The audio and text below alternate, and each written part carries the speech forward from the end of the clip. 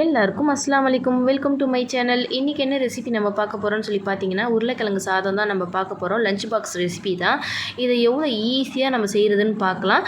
வெறும் உருளைக்கிழங்கு இருந்துச்சுன்னா மட்டும் போதும், ஈஸியாக இதை செஞ்சிடலாம். வீடியோக்குள்ளே போகிறதுக்கு முன்னாடி நம்ம சேனலில் இப்போ தான் நீங்கள் ஃபஸ்ட் டைம் பார்க்குறீங்கன்னா மறக்காமல் சப்ஸ்கிரைப் பண்ணிக்கோங்க. அந்த பெல் ஐக்கனை கிளிக் பண்ணி வச்சுக்கோங்க. அப்போ தான் நான் போடுற புது புது ரெசிபிஸ் எல்லாமே உங்களுக்கு நோட்டிஃபிகேஷன் வரும். வாங்க இப்போ நம்ம வீடியோக்குள்ளே போகலாம்.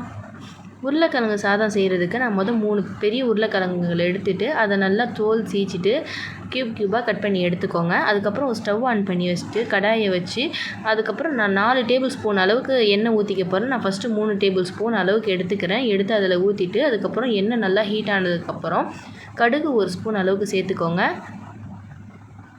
அதுக்கப்புறம் சோம்பு 1 ஸ்பூன் அளவுக்கு சேர்த்துக்கோங்க. ரெண்டும் நல்லா பொரிஞ்சு வந்ததுக்கப்புறம் நல்லா கிளறி விட்டுட்டு அதுக்கப்புறம் நம்ம மஞ்சத்தூள் 1 ஸ்பூன் அளவுக்கு நம்ம எடுத்துக்க போகிறோம்.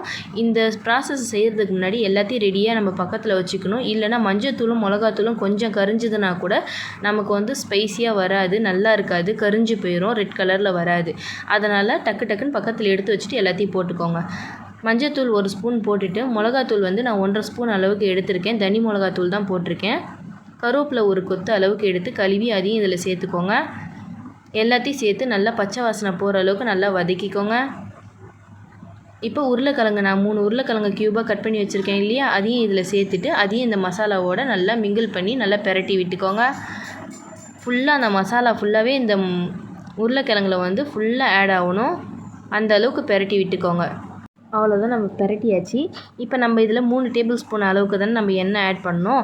இப்போ 4வது டேபிள் ஸ்பூன் இந்த ஸ்டேஜில் நம்ம ஆட் பண்ணணும். அதாவது மசாலா ஃபுல்லாக ஆட் ஆனதுக்கப்புறம் நம்ம பெரட்டி விட்டதுக்கப்புறம் லாஸ்ட்டாக 1 ஸ்பூன் அளவுக்கு எண்ணெயை விட்டுட்டு அதுக்கப்புறம் பெருங்காயத்தூள் ஒரு 1/2 டேபிள் ஸ்பூன் போட்டுக்கோங்க. அதுக்கப்புறம் உப்பு இந்த உருளைக்கிழங்குக்கு தேவையான உப்பை போட்டுக்கோங்க. போட்டுட்டு நல்லா பெரட்டி விட்டுருங்க. பெரட்டி விட்டுட்டு இப்போ நம்ம லோ ஃப்ளேமில் வச்சுட்டு ஒரு 5 நிமிஷம் அளவுக்கு நம்ம இதை வேக விட போகிறோம். எதனாலன்னு சொல்லி பார்த்தீங்கன்னா, ஃபஸ்ட்டு எடுத்தோன்னா ஹை ஃப்ளேமில் வச்சிங்கன்னா உருளைக்கிழங்கு தீஞ்சி போயிடும். அந்த மசாலாவிலேருந்து அந்த எண்ணெய் பிரிஞ்சு வராது. அதனால் லோ ஃப்ளேமில் வச்சு நீங்கள் 5 நிமிஷம் குக் பண்ணும் போது அந்த எண்ணெய் அந்த மசாலாவிலேருந்து பிரிஞ்சு வந்துடும். அதுக்கப்புறம் நம்ம ஹை ஃப்ளேம் வைக்கணும். இப்போ 5 நிமிஷம் நான் மூடி வச்சு எடுத்துட்டேன். நல்லா எண்ணெய் கீழே எப்படி பிரிஞ்சு வந்திருக்கு பார்த்தீங்களா, நல்லா சதன்ட்டு. இப்போ இந்த அளவுக்கு நல்லா மறுபடியும் வதக்கி விட்டுட்டு மறுபடியும் நம்ம மூடி வச்சு ஒரு 2 நிமிஷம், ஏன்னா ஹை ஃப்ளேமில் வைக்கும் போது நமக்கு சட்டுன்னு கரிஞ்சிரும். அதனால் கரியாத அளவுக்கு 2 நிமிஷம் வச்சுட்டு நம்ம இப்போ பெரட்டி விடலாம். பார்த்துக்கோங்க, இடையில நம்ம பெரட்டி விட்டுக்கணும் ஓப்பன் பண்ணி, ஏன்னா அடியில் ஃபுல்லாக தீஞ்சு போயிடும். இப்போ நான் அடுப்பு ஃபுல் ஃப்ளேமில் தான் இருக்குது. நான் வதக்கி விட்டுட்டு மறுபடியும் நான் மூடி வச்சுட்டு ஹை ஃப்ளேமில் ஒரு 2 நிமிஷம் மறுபடியும் நான் குக் பண்ணி எடுத்து காட்டுறேன் பாருங்கள். இப்போ ஓப்பன் பண்ணிவிட்டேன். இந்த பாருங்கள் ஃபுல்லாக இப்போ வெந்துருச்சு. இப்போ நம்ம என்ன செய்யணும்னு சொல்லி பார்த்தீங்கன்னா, ஏற்கனவே இதில் கருவேப்பிலை நம்ம இதில் போட்டிருக்கோம். இப்போ இதில் கொத்தமல்லி நம்ம ஆட் பண்ண போகிறோம். கொத்தமல்லியை ஒரு கைப்பிடி அளவுக்கு எடுத்துகிட்டு அதை நல்லா பொடிசாக நறுக்கிக்கோங்க. ஏன்னா நம்ம சாப்பாடு இதில் கிளறும் போது கொத்தமல்லியோட ஃப்ளேவர் ரொம்ப சூப்பராகவே இருக்கும். கொத்தமல்லியை நான் கட் பண்ணி எடுத்திருக்கேன் பாருங்கள். இந்த அளவுக்கு எடுத்துக்கோங்க. கொத்தமல்லியை எடுத்து அந்த உருளைக்கிழங்கோட மேலாப்பில் அப்படியே தூவி விடுங்க. தூவி விட்டோன்னே உடனே கிளறிடாதீங்க. தூவி விட்டுட்டு உடனே எடுத்து மூடிடுங்க. மூடிட்டு ஒரே 1 நிமிஷம் அளவுக்கு மட்டும் மூடி வச்சுட்டு ஓப்பன் பண்ணிங்கன்னா அந்த ஃப்ளேவர் ஃபுல்லாக அந்த உருளைக்கிழங்குல இறங்கிரும்.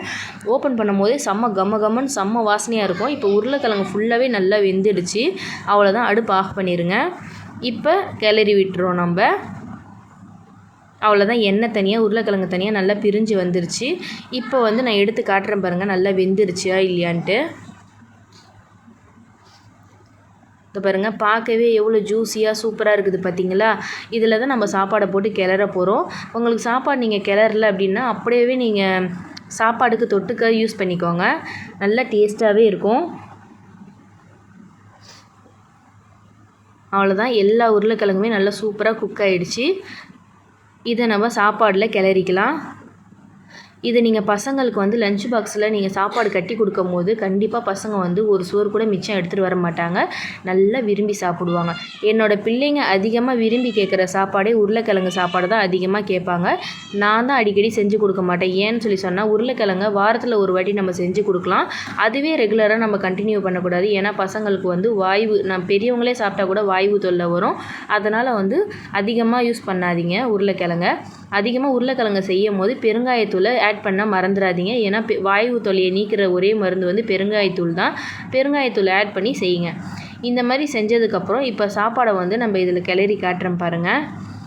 அதே மாதிரி பசங்களுக்கு வந்து நீங்கள் ஈஸியாக சாப்பிட்ணும், ஒரு சாப்பாடு கூட மிச்சம் வரக்கூடாதுன்னா இந்த சாப்பாடை நீங்கள் கிளறி கொடுத்து பாருங்கள். கண்டிப்பாக சாப்பாடு எடுத்துகிட்டே வரமாட்டாங்க. அவங்க மறுபடியும் கேட்பாங்க. நீங்களே அதை பார்ப்பீங்க.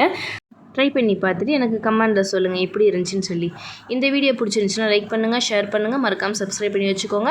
நான் இன்றைக்கி என் பையனுக்கு வந்து லஞ்ச் பாக்ஸில் உருளைக்கிழங்கு சாப்பாடு வச்சுட்டு அதுக்கு தொட்டுக்கிறதுக்கு வந்து சட்னி, புதினா சட்னி தான் நான் வச்சுருக்கேன். நீங்கள் அப்பளமாக இருக்கட்டும் இல்லை மாம்பழமாக இருக்கட்டும் எது வச்சுருந்தாலும் இதுக்கு சைடிஷ் வந்து சூப்பராக இருக்கும்.